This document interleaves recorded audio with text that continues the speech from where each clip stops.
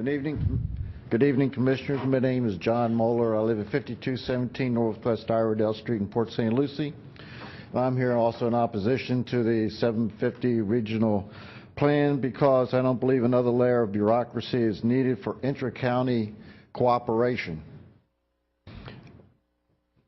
I believe that we all have the unalienable right to association, to live and associate with those of our choosing.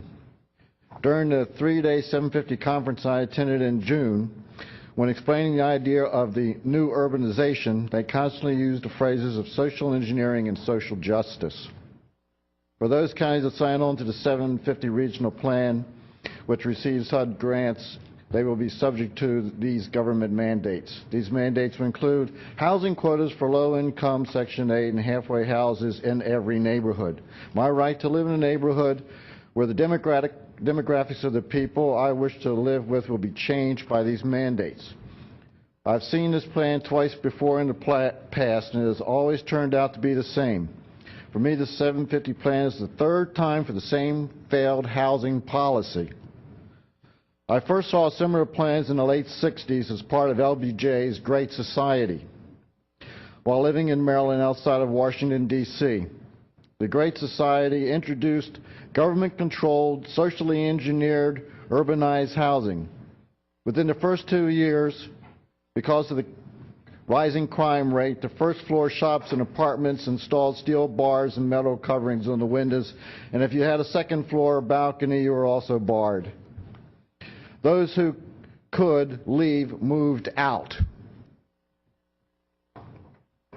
Within 5 years, the community was in rapid decline with a soaring crime rate. After 10 years, the community had become a slum, and most of it, if not all of the buildings, were now being vacated. Within 15 years, the buildings were torn down and their property was again vacant. In the late 80s, early 90s, 20 years after the first HUD-mandated social engineering projects were built and torn down, government grants for building new housing projects were accepted, and the whole process started all over again. The results were the same. To see how well these plans have worked in the past, look no further than inner-city Detroit. Does anyone really believe any of the financially, politically, or famous elites of our country will be living in these government-mandated projects? The answer is no. You will not be living next door to Bill Gates, Al Gore, or Barbara Streisand. Right. The 750 plan is, and I will say this, it is a do as we say, not as we do plan. Just as the elites will still have their protected enclaves, I want to live with others with similar social and economic backgrounds.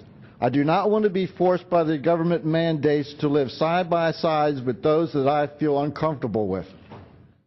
The 750 plan will be just one more failure, another utter disaster, for a multitude of reasons, including the social justice aspect of the plan. The people of St. Lucie County do not want the government-funded regional planners, do not want what they are proposing. We have the unalienable right to live in a community with those we feel comfortable with. Thank you very much. Thank you, Mr. Moeller. Thank you.